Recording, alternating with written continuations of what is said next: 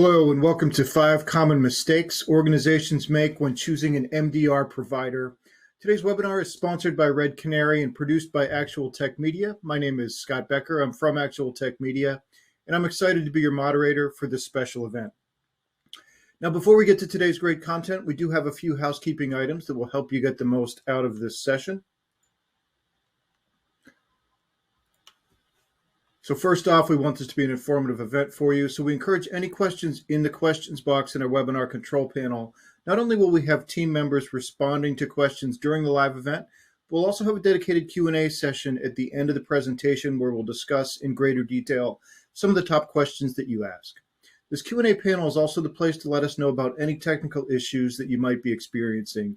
A browser refresh will fix most audio, video, or slide advancement issues, but if that doesn't work, just let us know in the Q&A and we'll provide further technical assistance. Second, in your handout section of the webinar control panel, you'll find that we're offering several resources. There's a blog from our expert presenter on today's topic on 5 common MDR mistakes. There's a 2022 threat detection report from Red Canary, long and really valuable resource. There's also a Red Canary MDR data sheet. Also, in your handout section, you'll find a link to the Gorilla Guide Book Club, where you can get access to Actual Tech Media's great printed resources on technology topics, as well as the ATM events calendar, which has our calendar of upcoming webinars. So I encourage you to access those resources now and share them with your friends and colleagues. Third, at the end of this webinar event, we will be awarding a $300 Amazon gift card to one lucky registrant. Of course, you must be in attendance during the live event to qualify for the prize. Official terms and conditions of today's prize drawing can be found in the handout section. Just scroll to the bottom and you'll find the prize terms and conditions link there. Finally, one of the best benefits of an event like this is the opportunity to ask a question of our expert presenter. So to help encourage your questions, we have a special additional prize for you. That's another Amazon gift card, this one for $50 for the best question. At the end of the event, we'll look at all the questions, pick out the very best one, and contact that prize winner. And with that, let's get on to today's fantastic content. It's my pleasure to introduce you to our speaker today. We have Seth Geftick, who's Vice President of Product Marketing at Red Canary. And Seth, welcome to the webinar. Thanks for joining us. Hey, thanks for having me. Really appreciate it. Looking forward to talking about this topic. Yeah, and I'm looking forward to what you have to say about it. So I'll turn things over to you. All right. Thanks so much. And thanks everyone for joining today. So as we mentioned, we're going to talk about the 5 common mistakes organizations make when choosing an MDR provider, a managed detection and response provider. So this is a very fast growing category and sector of the cybersecurity industry, primarily because organizations have realized after decades of being sold very expensive tools to try to do threat detection and response and to stay ahead of attackers, that there's only so much you can do without a really smart set of human beings on the other end of that screen. And that combination of services and technology is really what the managed detection and response, or MDR, category is all about. Before I dive into too much, a little bit more about myself. So I am the Vice President of Product Marketing here at Red Canary. Don't let the word marketing fool you. I've been in the cybersecurity industry for over 15 years. And a lot of that is really relevant to what we're going to talk about today, because I've spent a lot of that time in endpoint protection, in the EDR and XDR space, as well as building up MDR services as well. As part of my job, I also spend a lot of time speaking to industry analysts, the Gartners, the Forresters of the world. That's one of my main job responsibilities. So I spent years having those conversations and having those discussions about how they evaluate technology, as well as 15 plus years of talking to customers and partners in the industry about what's really working for them. Personally, some personal topics about me. I live in Greenville, South Carolina. That's in the upstate, in the foothills of the Blue Ridge Mountains, a beautiful part of the country if you ever get to make it here. I love music. You can see my record collection behind me, part of it at least.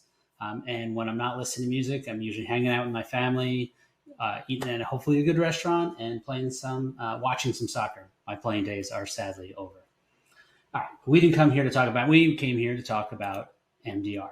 So if you are in the process of looking at an MDR service, either switching from one to another or thinking about whether this is right for you in the first place, we at Red Canary have years of history. We're really trailblazers in this space. We've been doing MDR before the category name even was tagged by analysts. And again, it was spurred out of the EDR space, the endpoint protection and detection response space, as a way to add services on top of the technology. What was endpoint protection got merged with EDR, endpoint detection and response. And then over time, more recently, EDR is now often referred to as XDR. So going from endpoint detection response to extended detection response, just meaning you have a lot more than endpoint data feeds looking into that detection response tool. Same problems and same benefits exist of EDR and XDR. MDR, the simplest way to think about it is it's that tool, XDR, plus human beings, plus a service on the other end of that piece. So putting those two together means when you're evaluating MDR, you have to evaluate both the people and the services part and the technology. I would say on the services part, it is a little trickier to evaluate a service because it's a lot easier for vendors to make claims, right? It's easier for them to say, we have smart people, we have the ability to help you, right? It's a lot harder to prove that. So don't make assumptions about what components of the service are going to be offered. Ask a lot of questions. Make sure you explain what you're looking for and ask if the service will help meet those needs and figure out how. You can evaluate the technology. Most, but not all, MDR providers are more than just a team of smart human beings. They're also technology that will help that team of smart human beings do something with the data you are sending them and evaluate it. That's really what separates the best MDR providers from ones that are really just throwing humans at the problem. So basically, outsourcing company. So ask lots of questions about the technology. I'll try to talk to you about which questions you should be asking. And more than anything, and this is not just true of MDR, this is really true of security evaluations in general. It's not about doing comparisons of checkboxes. This vendor has this vendor is this. It's about what are the outcomes you're looking for and how can that vendor help you? That is especially true in the MDR space, especially true whenever you're talking about services, because you're not just looking for features, you're looking for an outcome. In this case, you're looking to detect threats you might have missed. You're looking to respond as fast as possible before damage occurs in your environment. And you're hoping to have a partner that can help you build out your security operations program. It's a really good testament of MDR. It comes from one of our customers. So CoStar Group, they're both a Red Canary customer using, I believe their Microsoft Defender is their endpoint protection tool that they leverage. And Grover over at CoStar put it really well. MDR is the correct thing to do for security. It's the surety of having professionals looking at our alerts around the clock and a resource to go to immediately if we have questions, right? So it's both having that 24/7 coverage, it's the noise reduction, but it's also the ability to have a real partner in the fight against, to protect your organization, someone with the expertise and the technical ability outside of what you could produce within your own security operations program. So with that, let's talk about the 5 big mistakes that we hear organizations make all the time when they're evaluating their MDR. Well, the first is getting distracted by the wrong metrics. What do we mean by the wrong metrics? Often these will come in the form of like, how big is your security team, right? It's a super fair question. We understand why organizations will say, how big is your security team? How many tier 1 analysts do you have? How many tier 2 analysts? All of those types of things. The reason we get asked that question is because people want to know, hey, do you have enough people on staff to actually service our organization? Are we going to get what we need? Are we going to get the attention that we deserve from your team? And their best way to think through how we're going to know that is to ask how many people I have. Unfortunately, that is not the right question to ask. In fact, many vendors, us included, don't even like to answer the question. We'll usually give you some cop-out answer. Oh, we don't disclose that, or try to lump a bunch of different numbers together. And the reason we don't like answering that question is because it's not really a true indicator of how well we scale and how well we can assist our customers. And the reason is because more people doesn't necessarily mean more coverage. More people doesn't mean more expertise, and more people doesn't mean better detection and faster response. It just means more people. And a lot of vendors that really try to build up a team of analysts to do managed detection response, usually those are MDR providers that are from the MSSP, the managed services space. Usually they're really just taking the problem that you have, which is a lack of bandwidth and a lack of resources, human resources, and taking that problem and taking that burden on themselves. So they're going to have the same problem you will, and the bigger they grow, the less likely they are to scale, and actually the worse their attention and their service will be. So the reason I say technology is important is because the better the technology that the service provider uses, the more people, the more expertise they can focus on a few amount of people. So for example, at Red Canary, 97% of our investigations are done via machines, via automation, right? What that means is for every 100 potential threats that come through the door, we only need to look at that as a human, with a team of human beings, about 3% of the time. So if a competitor of ours, another service, has 100 people on staff with no technology, we only need 3 people for those same 100 people. All of that is a very long-winded way to say just throwing people at the problem is not the way you do MDR, and not a good indicator to understand if that MDR provider is of high quality. Right?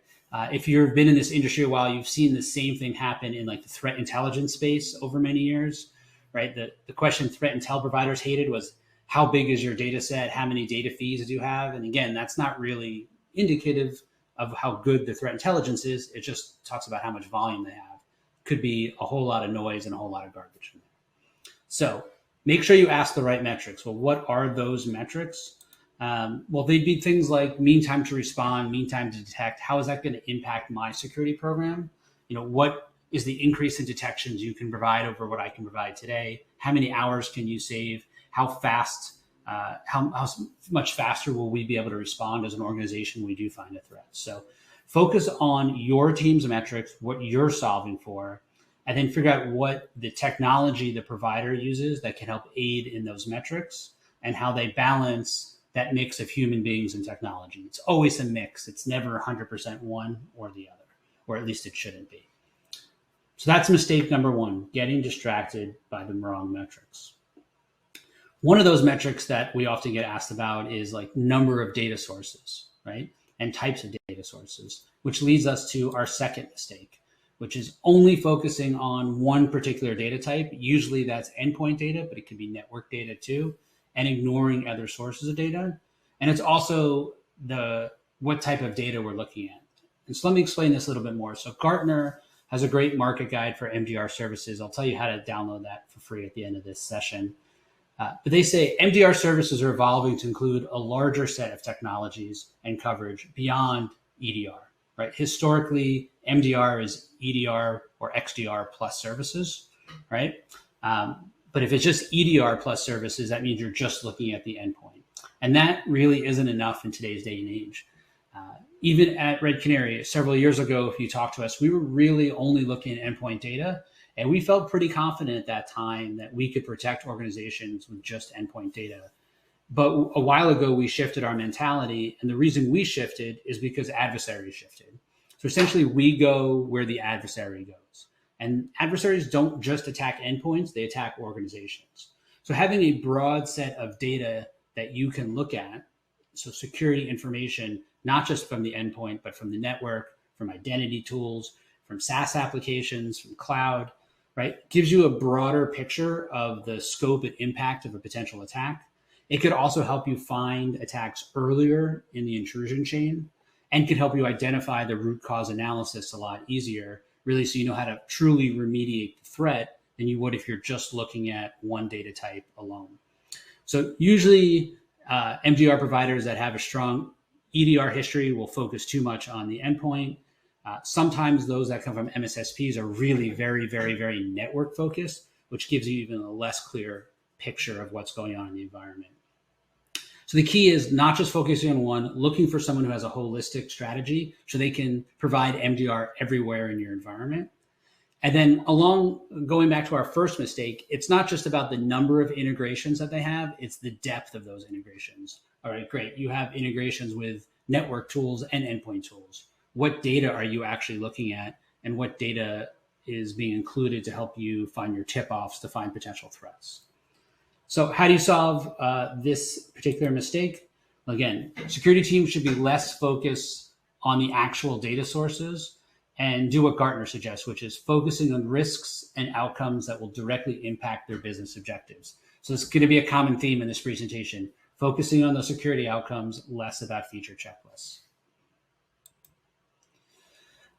So before I go to the third mistake, I'll go back to our friends at Gartner and that market guide again. And they had a really great point that I wanted to highlight. Security and risk management leaders are increasingly cognizant that reducing the time to detect a threat is meaningless without corresponding reduction in the time to respond to a threat and enable a return to a known good state.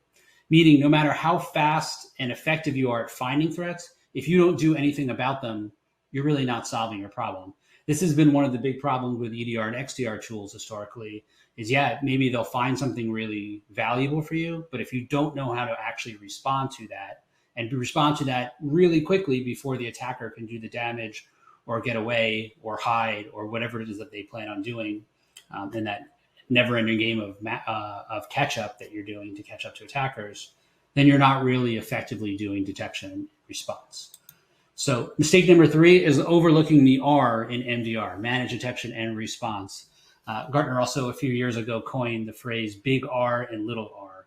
So everyone does response in EDR tools and MDR services, but the R piece is quite different depending on what they actually offer there. So what are some of the things that you should be looking for when you think about response? So ask the provider, what do you actually do when you find a threat? So one piece of the puzzle might be the automation that's in place. Right. So there's a whole category of tools out there called SOAR, SOAR, Security Orchestration Analysis and Response. Right. It's a fancy way of having a response platform that does a variety of things, but the simplest way to think about it is automated playbooks.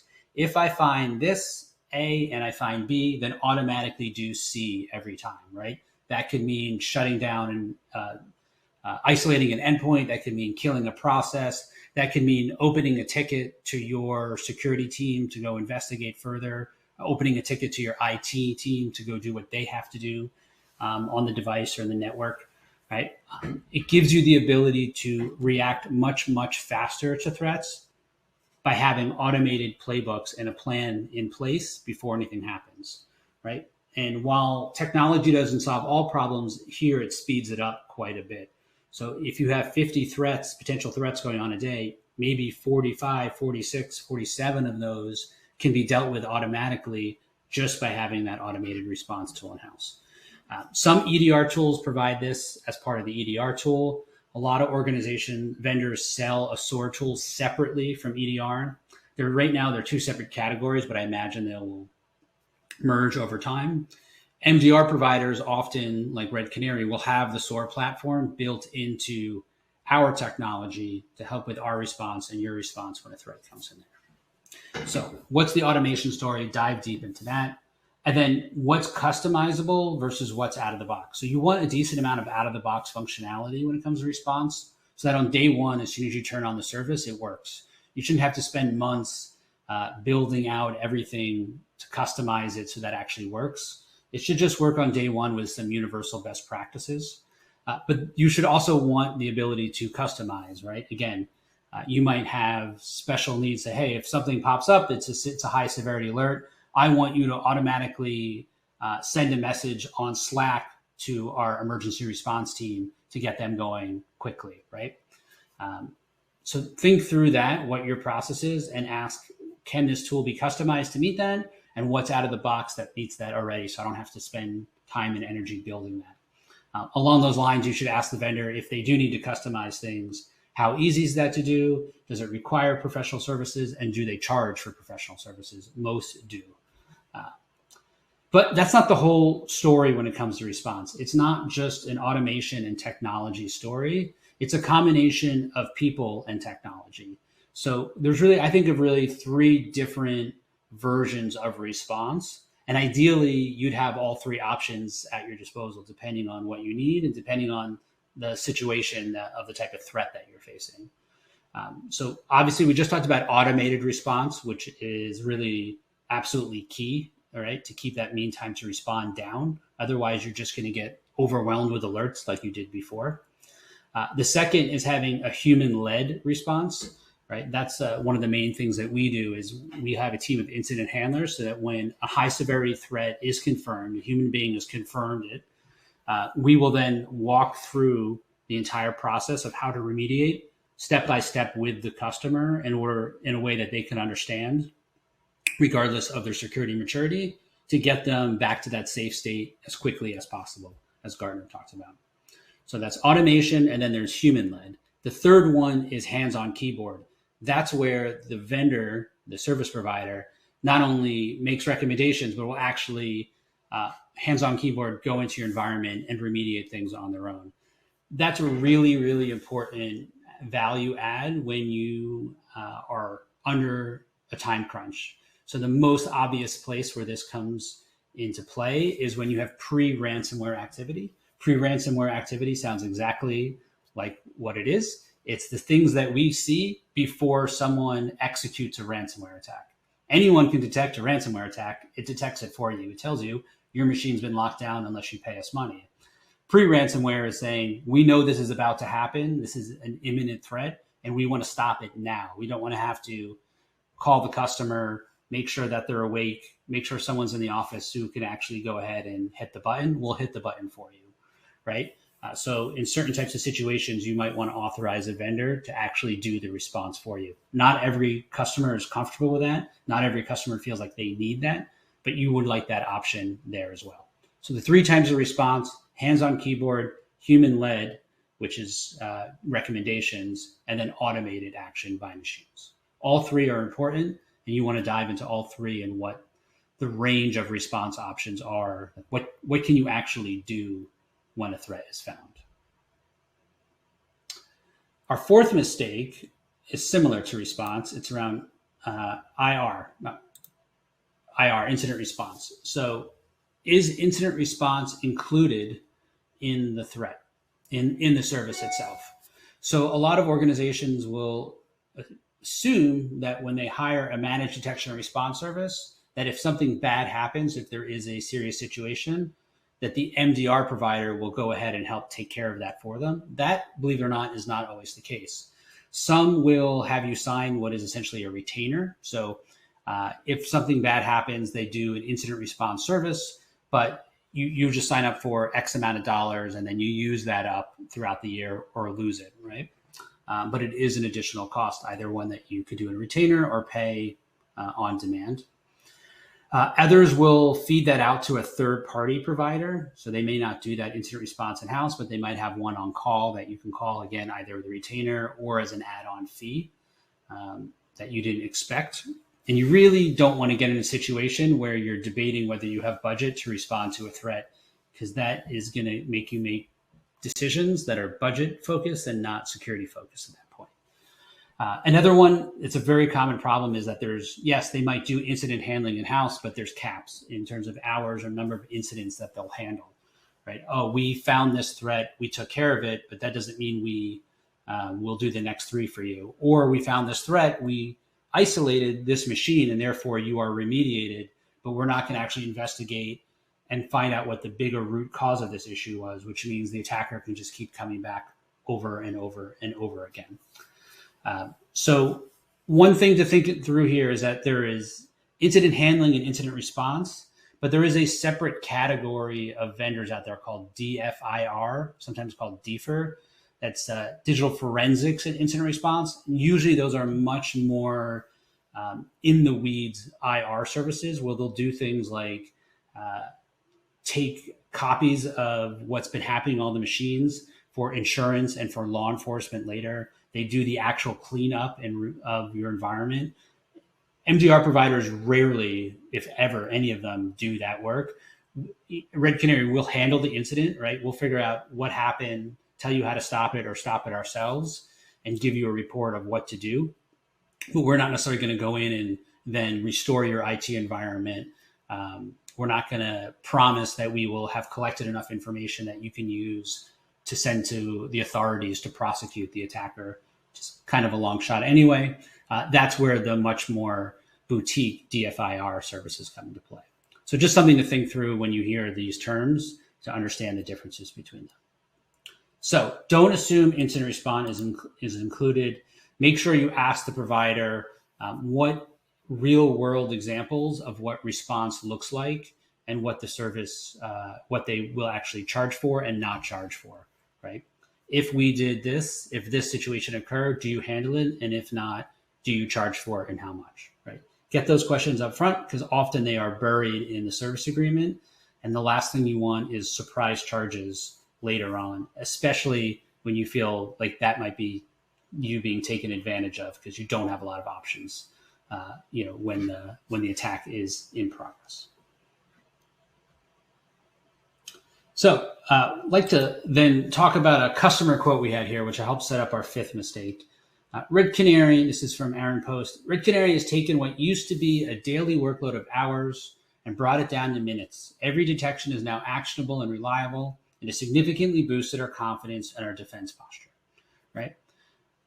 The reason I'm bringing this up is because most organizations that go out and hire an MDR service assume they're getting real detection and response.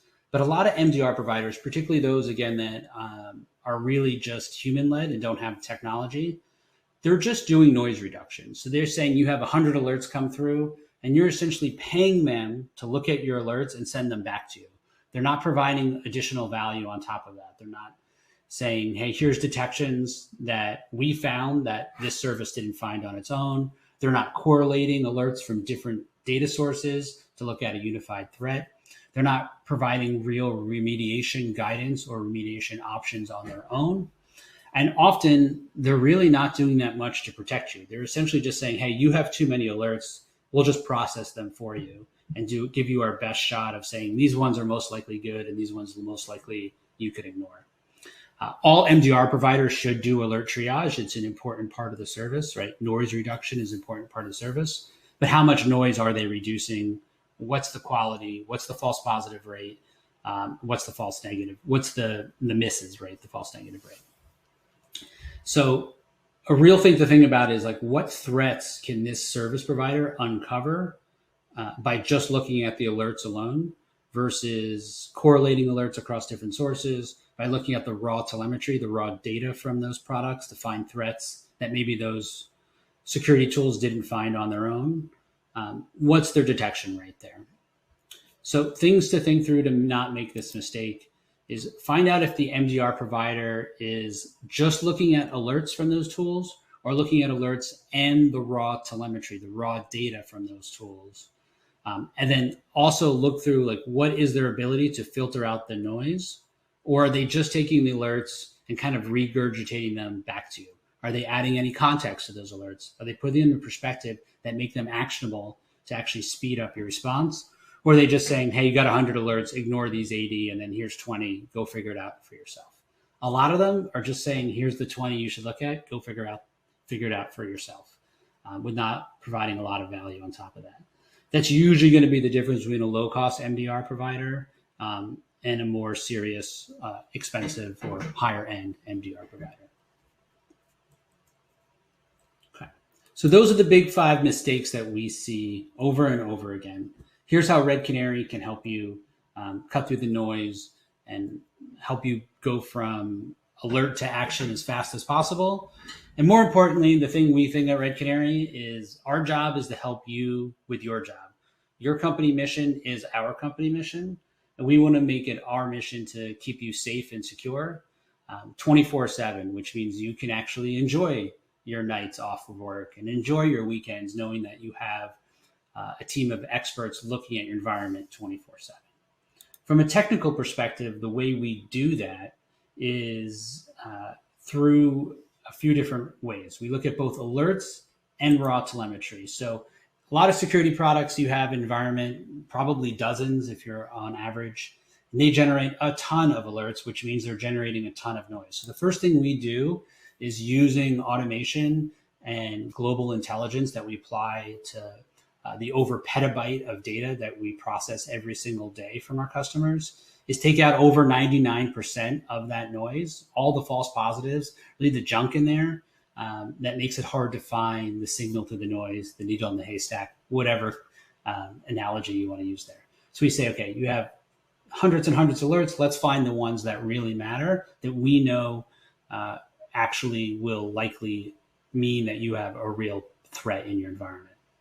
But the second thing we do is then take not just the alerts we're getting from those security tools, but process and analyze the raw telemetry from those tools, correlate the different tools together, and find threats that the security tools on their own would miss. So on average, we find 5 times more confirmed real threats confirmed by human beings than an EDR tool could on its own.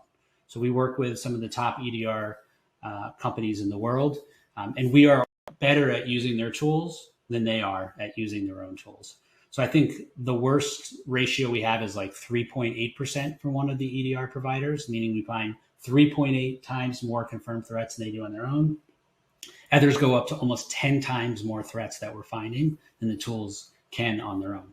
That means both our technology is better, but you also get human beings there that can find things. Like even if you had the best team in the world, you wouldn't be able to see those threats because the threats are not coming out of the alerts from the tools. So what? So we find a lot of things, but as Gartner mentioned, it's not just about finding the threats, it's about responding as fast as possible. So through a combination of automation, human-led response, and hands-on keyboard response, we have different response profiles that we can run through any of our customers' environment. This is a real chart that was shared by DuPont in another webcast that we ran. And the CISO there talks about how they have a 10x reduction in MTTR, mean time to respond. So it means they improve the speed of their response by 10x, which is an incredible achievement, much of which is done through automation. So again, taking out all of that noise, meaning they weren't chasing false alarms all day. When something bad was found, we either responded automatically in many cases, right? Again, that could be actually doing something about the threat itself or alerting their team in a way that was a, hey, all hands on deck, let's work quickly, and then work with our incident handling team to actually walk you through the remediation process. So again, 10x mean time to respond. So we're finding threats that they would have missed otherwise and then responding to them faster. And when you're under attack, every second matters. So mean time to respond is one of the key metrics a security team will use to measure their efficacy. How do we do that? Well, again, it's a combination of alerts and telemetry. So we take raw telemetry from our EDR tools and some of our non-endpoint data sources as well. We apply thousands of analytics that we've developed over the years, as well as a set of global intelligence that will help us reduce all the noise from that data. Our machines will then investigate about 97% or more of the investigations will first be done by machines.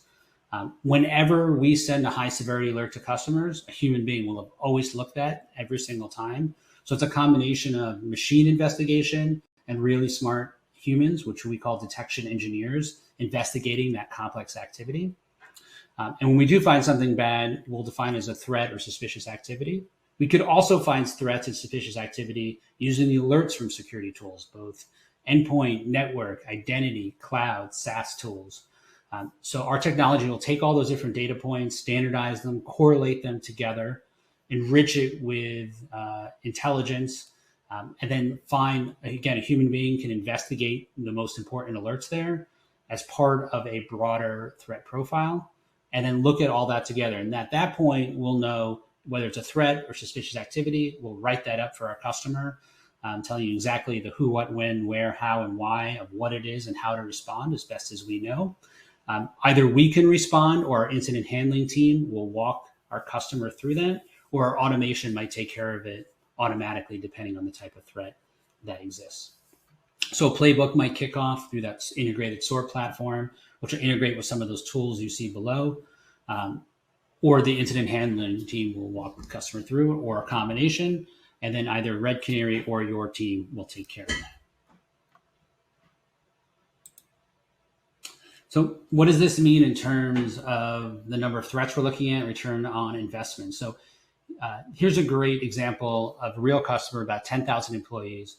We looked at about 51 billion with a B, different telemetry records and alerts from that customer. From there, we narrowed it down to about 70,000 what we call tip-offs. So that is suspicious activity. Said of your billions of things we are seeing come across the wire, about 70,000 of them look interesting enough for us to investigate further. At that point, we're able to correlate different activity from those different events. So they're not every event that we see or piece of activity we see is disparate. They could all be part of the exact same event or the same threat. So when you start correlating that down, the 70,000 becomes only about 4,000 different events at that point. And this is where usually a human being would start looking at that if you were on your side. So if you're assuming $50 an hour there times 4,000, right, you start to add up the cost pretty quickly. From the different suspicious threats, our security team will then look through that and figure out which of these are actually high severity detections. In this case, 98% of them were not high severity, and only 74 of them were. Now, that would take most security teams hours and hours and hours of time and time of really well-paid experts. So assuming it takes about 30 minutes an event to investigate, which is industry standard, though depending on the efficacy of your team or the complexity of the threat, it could take longer or shorter. We estimate about 118,000 minutes or 2,000 hours per month, 1,971 hours per month we save a customer, which means per month we save about $150,000 or $1.8 million per year and find 17 malicious high severity attacks that may or may not have slipped through the cracks if we weren't watching in the first place. So this isn't even taking into account the cost per breach, which is kind of a dubious stat for organizations to base ROI off of. This is purely on the amount of hours, expert hours that you would spend running the security operations team fully in-house versus partnering with an MDR provider like Red Canary to do it on your own, to do it together. This is backed up by real customers. This is Psychotic, which has since had a merger and renamed themselves Delinea, but their CISO and Chief Privacy Officer, Terrence, mentioned that during the initial Red Canary rollout, after the first time they measured it, they already had a 90% reduction in alerts, 95% increase in productivity, and they went from having to look at over 50 alerts, 55 alerts a day to really only having one per week. And that one per week was the one we sent them and said, this is the high severity alert that you need to deal with or we need to deal with together, which freed their team up to work on much more strategic projects, the things that they really can only your organization can do because you have expertise about your environment. They could focus on that instead of putting out alerts, putting out fires all day, every day. So if you want to learn, I mentioned both Forrester and Gartner in this session. So we do have resources, as we mentioned, the top of the call that you can find in the application here today. We also have the MDR market guide. That's a general MDR overview guide from Gartner that they put out last year. Forrester does a vendor comparison called the Wave and MDR. We're a leader there. If you go to confidenceasaservice.com, you can see both those reports and a few other assets there as well. And of course, we have the different assets in the application as well. So with that, I'm going to toss it back for some Q&A.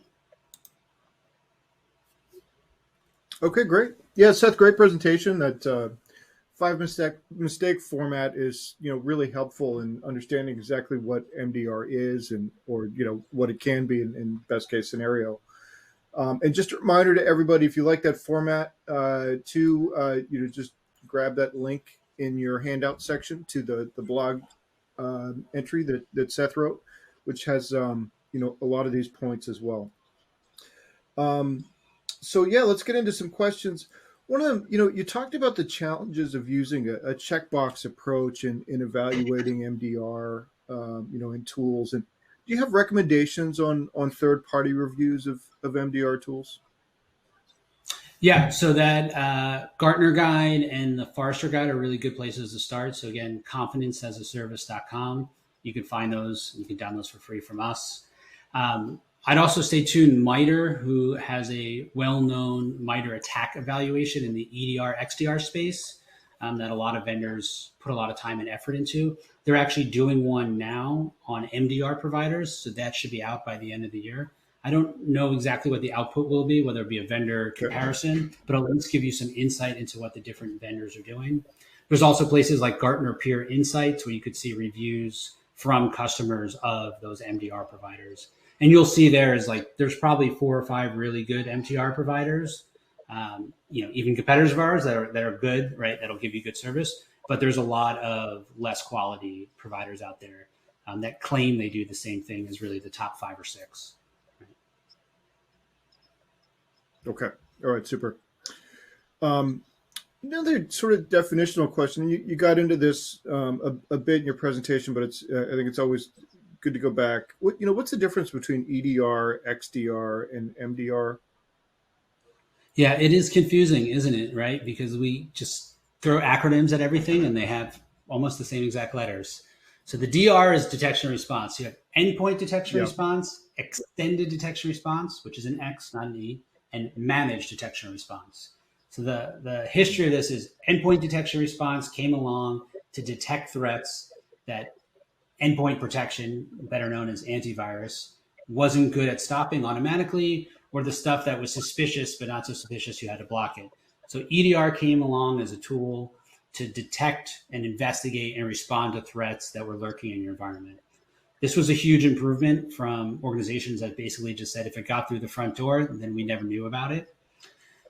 Over time, people realized, well, that's helpful, but the endpoint view is limited. We want to extend that beyond the endpoint. So XDR was born, starting to integrate network data, email data, other types of data as well. But both with EDR and XDR, then organizations said, this is a great tool, but it takes a lot of time and a lot of resources and 24/7 coverage for me to actually manage this and make sense of the data. So managed detection and response, or MDR providers came along that says, we could help manage those tools for you and run security operations for you. Okay. Gotcha. And, let's stick with that letter M for a second. I wonder if you can talk a little bit about the difference between an MSSP and an MDR. Yeah, another one that's confusing, more acronyms. And it's especially confusing because MSSPs will often say that they are an MDR provider. I feel like all the pure play MDR providers would agree that they're really almost MDR light. So the difference is MSSPs, which is managed services, right, have a history of having human consultants consult on a problem, right? So organizations need outside resources. They can't hire full-time employees. They outsource that to a third party who could either supplement their team or manage their tools for them. Often those MSSPs are managing tools in a customer environment and calling it managed detection response. But a real MDR provider is going to do a lot more than that. In addition to 24/7 monitoring, they're also going to have the ability to detect threats on their own. They're going to have the ability to provide real value in terms of investigation. So not just regurgitating alerts back to the customer, but putting them into context, using them as a broader investigation to find the root cause and the root threat. So you could actually remediate that, and then provide remediation guidance or do the remediation themselves. So MDR is really pure detection and response 24/7. MSSPs are really outsourced humans to manage your tools, is how I would describe the difference.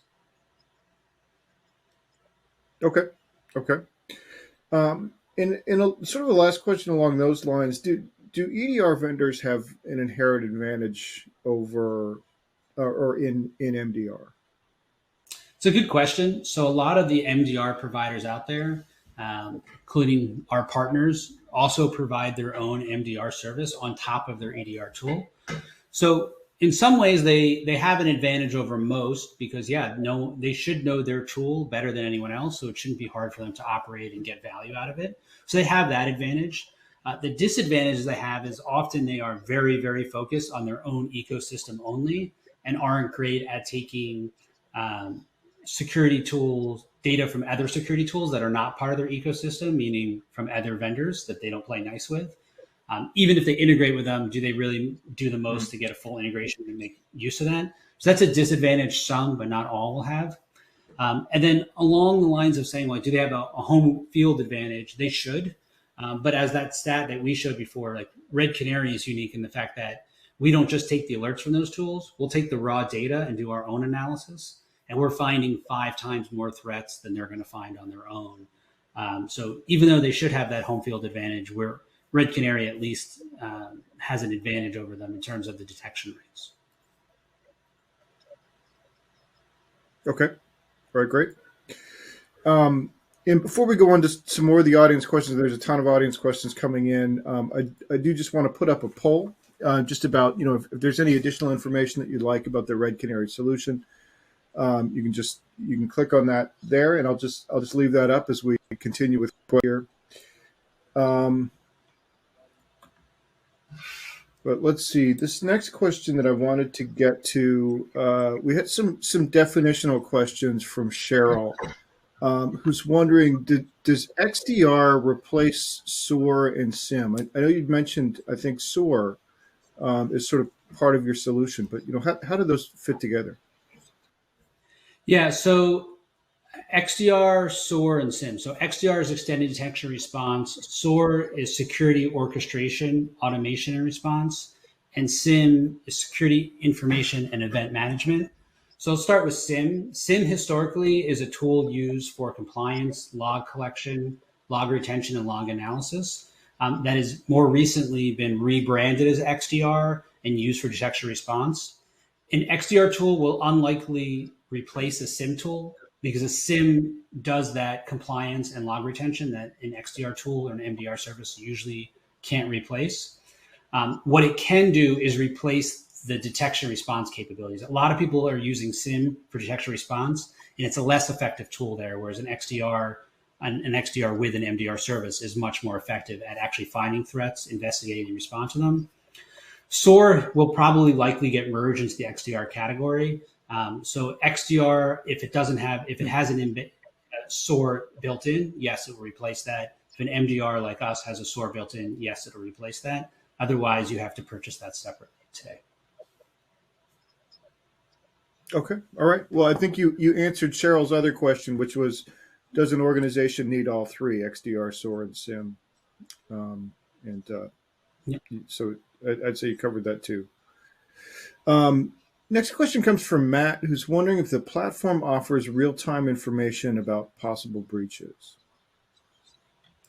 Yeah, absolutely. That's what the platform should do. So whenever there's a threat, it should be immediately notify the customer saying, hey, this is suspicious activity. Here's what it is. Here's the context behind it.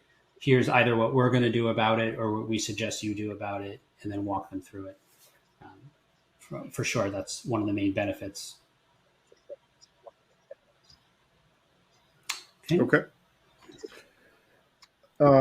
We did have a question from Paul about, to what extent is company fit or culture fit important, for a company when considering an MDR provider.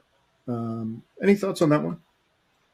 Yeah, I do think there is some fit here. I mean, the first thing I would ask myself as a security practitioner is, what's the security maturity level of my organization? And that might help determine how much you want to integrate and what type of MDR provider you're looking for. So if you're a pretty mature shop that can take the recommendation straight from the MDR provider, and you have a 24/7 team, right? You don't necessarily need hands-on keyboard response. If you're an organization that really needs someone to do a lot of security operations for you, if you don't have coverage on nights and weekends, or you have really limited coverage, then you're going to want more capabilities from the provider there. We also find that the maturity often will often tell us how much MDR the customer really wants. So often less mature security organizations will look at 4 different MDR providers and struggle to tell the difference between them, because it is difficult to really judge who's better at detecting threats, who's better at responding to threats, and they'll often judge based on price. So that's something to consider too. What's your budget? If you have an executive board that will approve this, do they understand what this service is and how much value you provide your team, right? So those are all things to think through as well. Okay, great. Next one comes from Jeffrey. He's wondering, does it block access to the network when detected? Yeah, so that's one thing you can do is you can isolate a machine. That's a pretty standard response. So, hey, I have a machine that looks like it potentially is infected. An adversary has control of that machine. You can isolate it from the network so no one can get in or out, right? Really wall it off. That's a pretty standard response option. Just like other ones, simple ones to understand would be like killing a process, deleting a file, locking down the machine as well. So. Okay. All right. Super.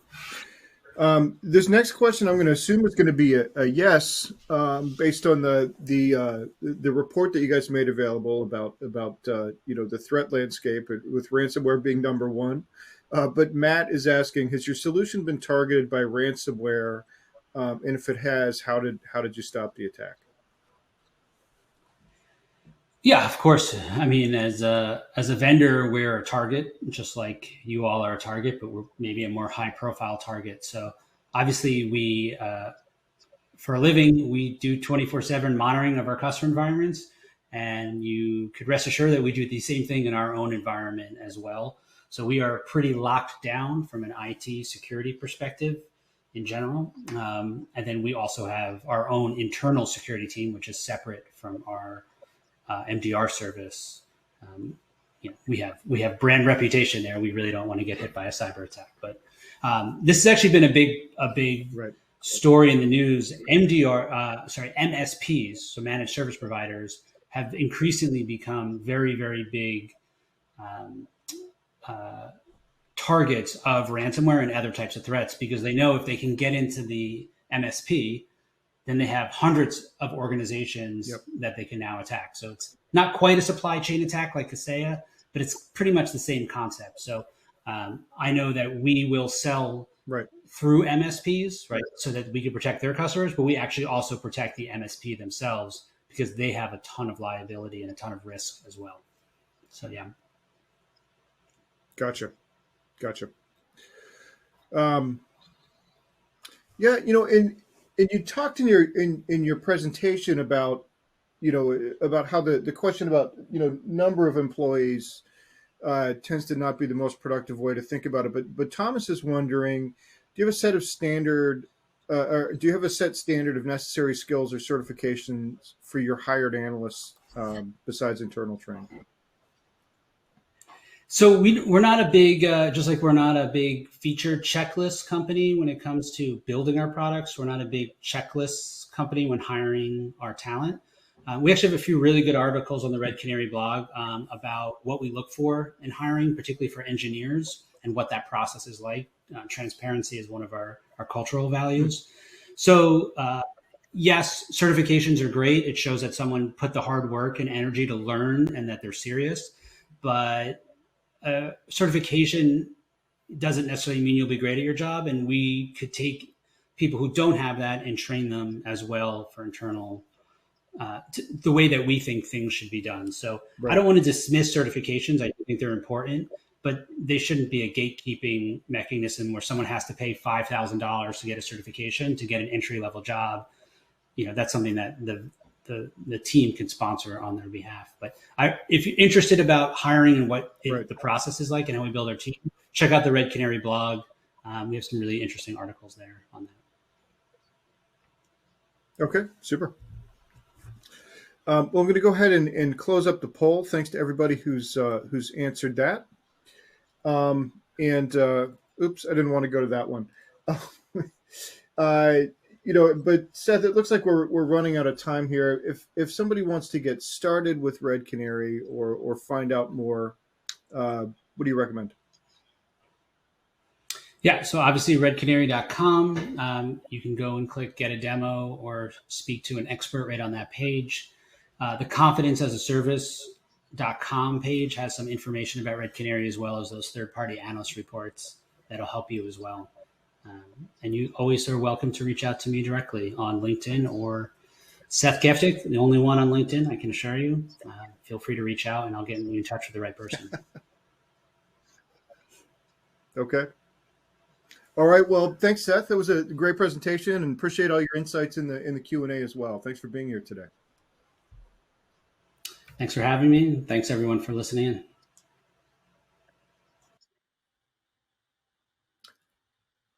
All right. And before we wrap up, we do have one more piece of business. It's the $300 Amazon gift card prize drawing, and the winner of the gift card today is Hugo Martinez from Virginia. So congratulations to Hugo. We'll be in touch to get you your card. And with that, on behalf of the Actual Tech Media team, I want to thank Red Canary for making this event possible. And thanks as always for attending and for your great questions. That concludes today's event.